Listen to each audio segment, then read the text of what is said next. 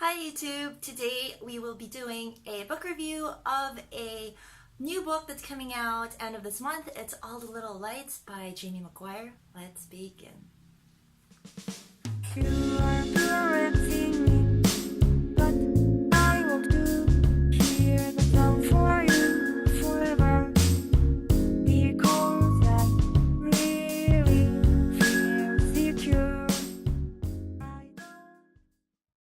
I got this book as an advance copy that I voluntarily agreed to review from NetGalley or via NetGalley, and the publisher approved my request to review this book, so here we go. All the Little Lights is a lovely book. I enjoyed it. I gave it a 4/5 over at Goodreads, which is pretty rare. I give a lot of books 3s or 3.5s. A 4 means I will be happy to buy the book for myself or give it to a friend. Basically, I'd be happy to spend money on it, and this is what this book is to me. It's very lovely. It is a short synopsis, no spoilers as usual. It involves a couple, a very young couple in high school, Catherine and Elliot, who live in Oklahoma. And in a small town in Oklahoma, Catherine is white, Elliot, the main protagonist, is American Indian. So for those who love diversity, you get that in this story. Another thing that I love about this book was the writing. It is beautiful. Jamie McGuire is a very talented writer. The story just flows, which would be the opposite of a choppy read. Everything just flows beautifully, and it does have a slow pace, but it works together with the story as a cohesive whole. So I agree with her choice of slow pacing. Even though I generally love fast-paced books, I get bored extremely fast, but the book did not bore me. Yes, there were parts that were, and this is a con now, there were parts that I felt were a bit boring in description, but they were few and far in between. Thank goodness. I just didn't agree with certain description, like for example, the author already chose to do a slow pace, which I am not complaining because, like I said, it went with the story. But there were a couple of instances, like in one case, Elliot, the main male character, he was loading the dishwasher and there were like 2-3 sentences to describe that, and I was like, no, that's too boring.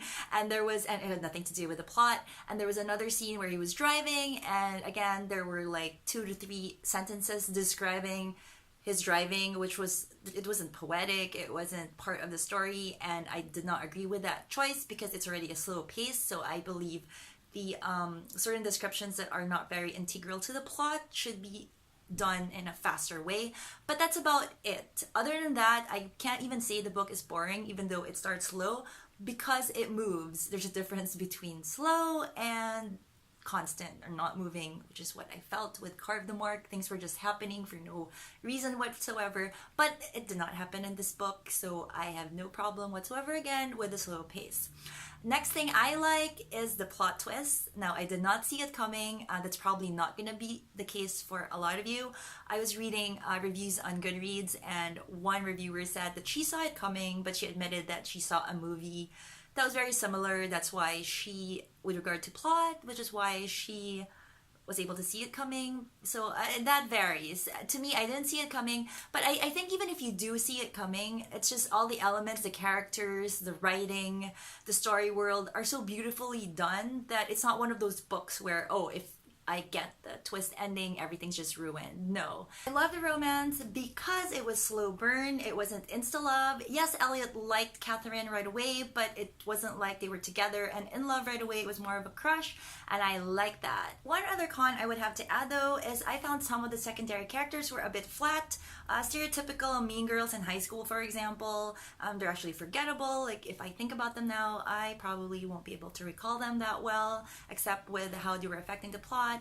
And I think that maybe the author spent too much time, and I'm sure she did, fleshing out the main characters. That the minor characters were just a bit flat, but it didn't really change my mind about loving the story.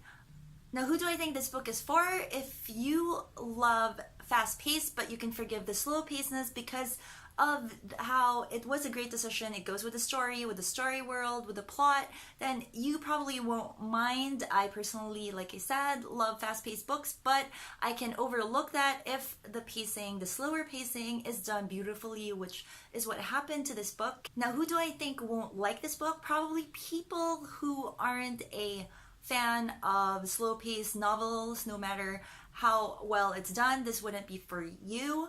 Also, there was a few reviews on Goodreads from people saying that, just a few, that they didn't like the mental illness, and without giving any spoilers, they just didn't like the issue of mental illness and how it was portrayed in the book. I disagree. Well, first off, I don't get offended easily. I'm not really all about being overly politically correct, especially if you're writing a fictional story. I mean, a lot of things will have to involve some ugly facts of life. If those things don't bother you, slow pacing and portrayal of mental illness, then this book shouldn't be a problem. I'm happy to have finally ran into a YA book that is not dumbed down. I love that. And with characters that are not typical, the main characters at least, and I would have to say kudos to Jamie McGuire. This is the first book of hers that I've read, and I'll be sure to read her other works. Somebody recommended that I check out Beautiful Disaster. Let me know if you've read it and what you think down in the comments below. I enjoyed this book so much, and I respect her talent and the effort she put in. I can see that I'll be sure to check out her other works, and I will be happy to pay money for her other books. And that being said, it's very refreshing to finally come into a YA book, especially that where the author put a lot of thought into it. It's very rare for me to give a 2 or 1 star review, even if I didn't like the book, because there will be elements that I will pick out, especially if the writer put a lot of thought into it, and even if the writer became adventurous and the final product is not really my cup of tea, I would still give it a 3 or a 3.5 because of the effort and the love for the written word that is very evident in the work. I do give 2 and 1 star reviews when I find that the writer especially was doing it for money. Why did you lie to me, and what are you really up to? Now, Red, In another minute, I'd almost believe you cared something. But I do care. Suppose we get down to the truth. You want something from me, and you want it badly enough to put on quite a show in your velvet. I think when you're very passionate about books like I am, the work of the author just shows whether it was done with love or it was done with money, for money, and you can just see how it's so rushed and everything's not fleshed out. The story world, the characters, the author just worked on it for the sake of collecting an advance or whatever it is they want to collect. But that was not the case, I'm happy to say, with this book. And I'll be sure to check out her future work. So it's All the Little Lights by Jamie McGuire. It comes out end of this month, and I hope you check it out. And if you do, let me know.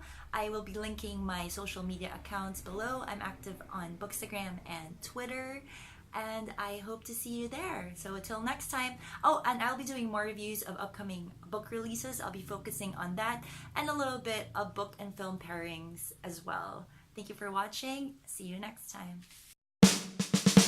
You are pure